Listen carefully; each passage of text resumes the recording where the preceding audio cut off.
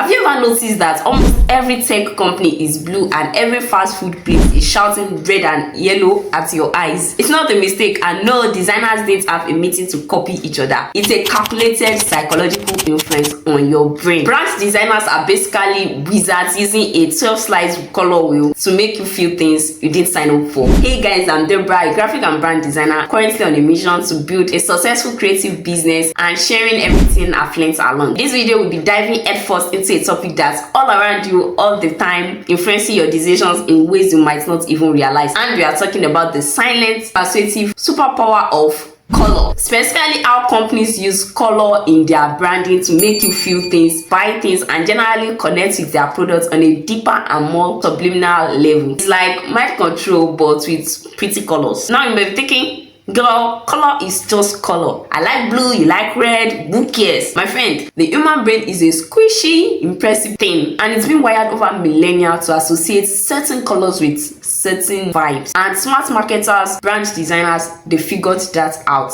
Seriously, think about it. Why is almost every bank logo blue? Why do fast food places practically illuminate your eyeballs with red and yellow? Is it just a coincidence? Are designers just secretly in a cult that worships specific colors? Maybe, but probably not. It's science, or psychology, which is like science but with more feelings. Color psychology is the secret sauce that tricks your brain into feeling things before you even know what a brand sells. Choosing a palette is more about manipulative science. So let's break down some of these colorful agents and see why certain industries cling to them like a toddler to a juice box.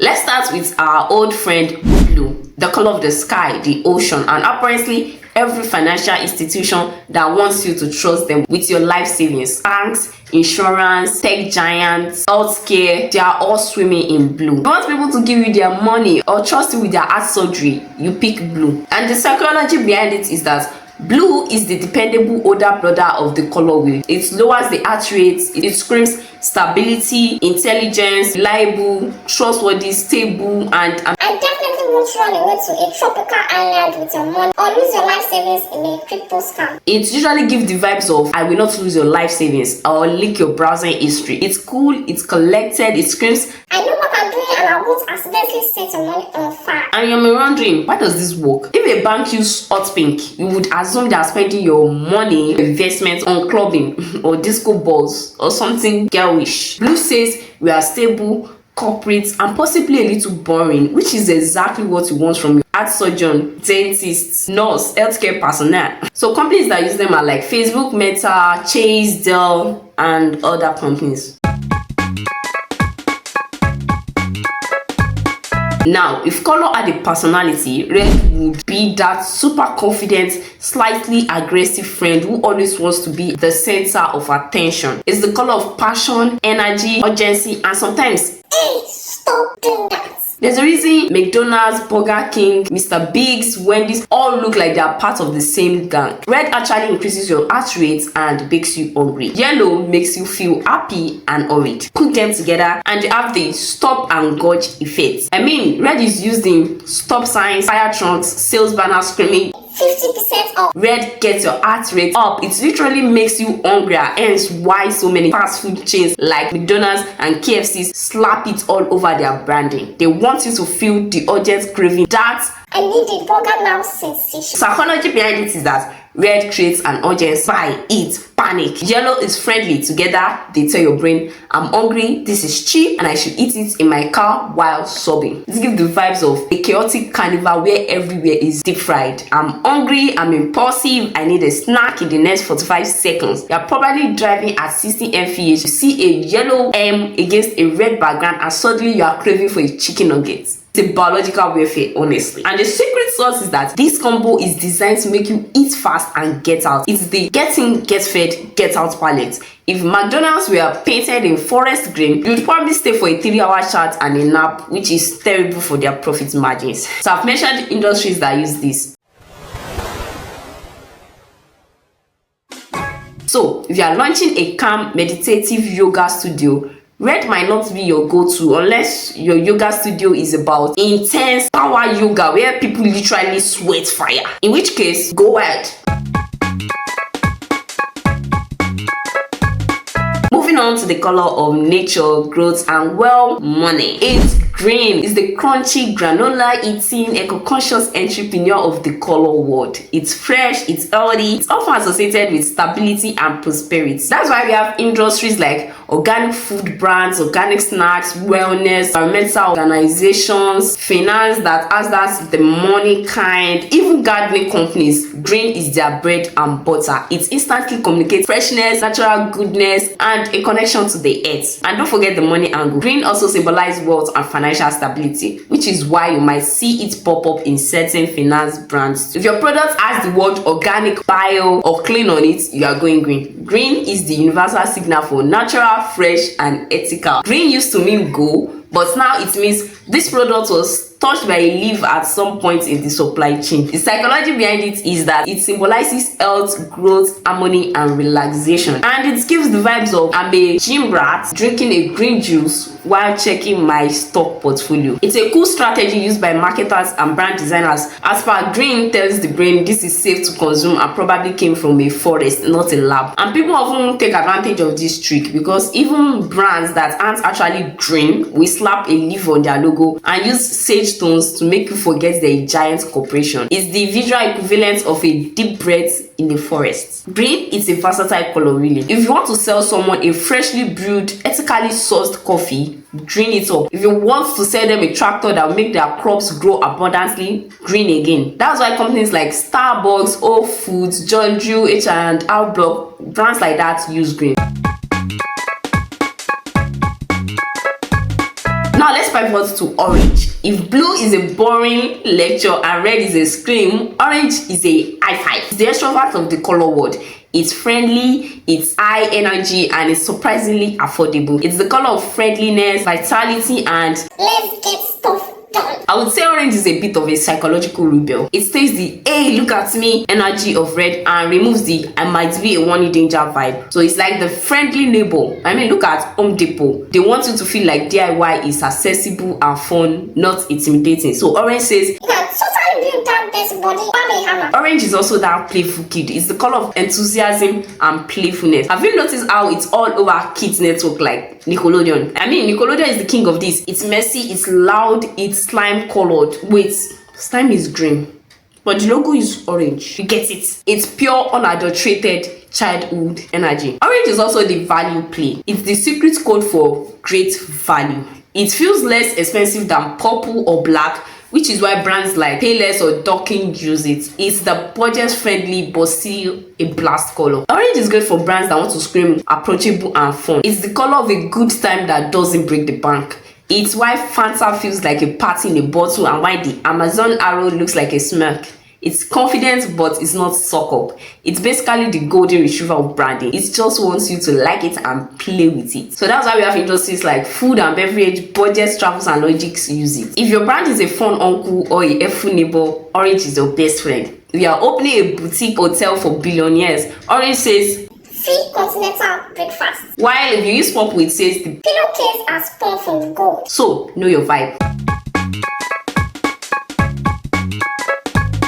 Now we are entering the VIP lounge. When you are selling a watch that costs more than a car, you are not going with the fun and playful. You are going with the exquisite and exclusive. And these colors are your secret weapon. We are talking about the colors that don't just ask for attention, they demand your respect and usually your credit card number.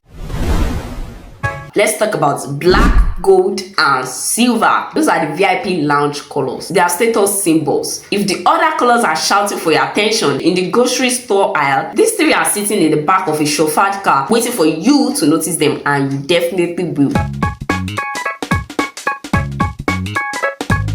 Now let's start with black. In physics, black is the absence of light. In branding, it's the presence of authority, elegance, and identity. Don't have to try. Black is the ultimate power move. It's timeless. It's the little black dress of the logo world. When a brand goes all black, they're telling you they're too cool for trends. Black represents sophistication, authority, elegance. I don't need to try that ad because I'm already the best.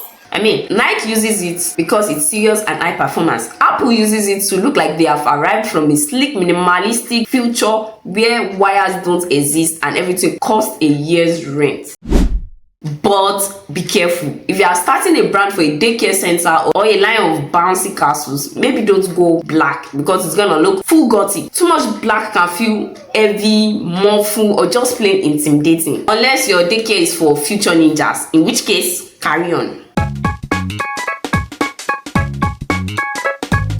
Now, if black is the tuxedo, gold is the crown. Gold is the overachiever. It doesn't just say expensive, it says elite. It carries the weight of history, admin, and that one uncle who clearly has a favorite nephew. Gold is not subtle, it does not do quiet. Gold is the color of prestige, wealth, and winning. Brands use gold when they want to signify that prestige, that tradition, and high quality. Rolex, uses gold, but not only because it shines, they uses it because it's the universal symbol for I have arrived. They want to tell you that you've made it. Even Ferrero Rocher wraps their hazelnut balls in gold foil to trick your brain into thinking you are eating a treasure chest instead of a grocery store snack. And it works. You feel like a king every time. And Lindt wraps their chocolates in gold foil because they want you to feel like you're eating a literal bar of bullion, even if you're just in your pajamas on a Tuesday night.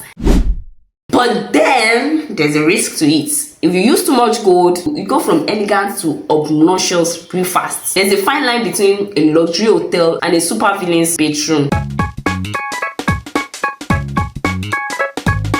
And finally, the VIP lounge, you have the silver. If gold is old money, silver is new tech. It represents modernity, innovation, and precision. While gold looks back at history and crowns, silver looks forward at spaceships and high-speed trains. Silver is the cool cousin. It's metallic, it's industrial, and it's incredibly clean. Car brands like Mercedes-Benz or Tesla uses it because it looks like polished chrome. It's silk, fast, and engineered to perfection. It's also the go-to for anything high-tech and scientific. Silver says, "This product was designed in a lab by people with very high IQs." It's the color of professionalism. It's cooler and more detached than gold. It says we are efficient, we are high-tech, and we probably have a lab with lasers. It's also great because it's a neutral that actually has a personality. It's more exciting than grey, but less look at me than gold. So it's the quiet luxury of the metal world. If you are branding a luxury watch, a high-end tech firm, or a nightclub that requires a password and a very expensive haircut, these three colors are your go-tos. They tell the world you are not just an industry player, you are the industry boss.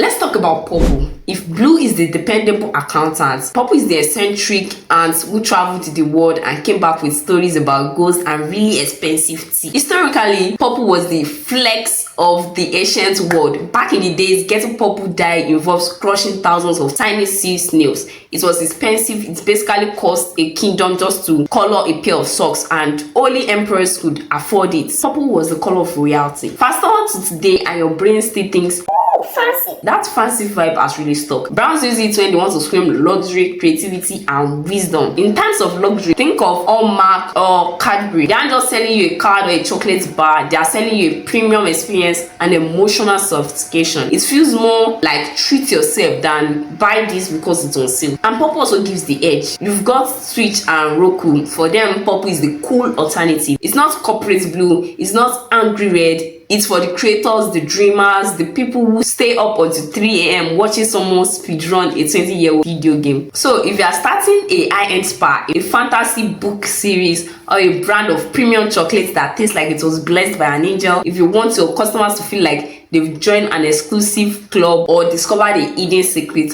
purple is your soulmate. Just maybe don't use it for a brand of industrial strength floor cleaner. People might expect the floor to smell like lavender instead of bleach. And if you see purple and orange together like a FedEx logo, you are getting the ultimate psychological combo. The purple says we are a prestige, high quality service, and the orange says, and we are going to get it to you fast. Basically, it's a business degree in a single logo. Get the vibe. When creating or picking your brand color palette, you want to keep in mind the 60-30-10 rule.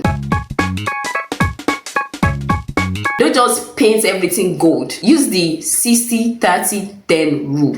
60% primary color, which would be your main vibe, your main color. Then the 30% secondary color, which is your supporting actor, maybe gray for tech. And then 10% accent color, which can be used for the click me button. So it could be like bright orange or whichever color. So when creating a brand color palette, keep in mind the 60-30-10 rule. When choosing a brand color, you don't just pick your favorite color. Different industries have different expectations. You won't just pick a green law firm logo unless you are going for a lawyer is also relying. if you use neon pink for your funeral home branding, you are going to have a very confusing queue for. So next time you are picking your brand colors, don't just grab your favorite Instagram filter. Ask yourself, who am I talking to? What vibe do I want? And most importantly, do I want them to trust me, crave me, or feel fancy hanging out with me? And don't just copy your competitors. On your palette, if your brand colors could talk, would they sound like your brand or your neighbor's weird cousin at a wedding? And if you like this video, you know the drill. Like, subscribe, hit the notification bell, and tell me in the comments below what's the worst color combination you've ever seen in a brand. I'm sure there are some absolute horrors out there. Thanks for watching, and I will see you in the next one.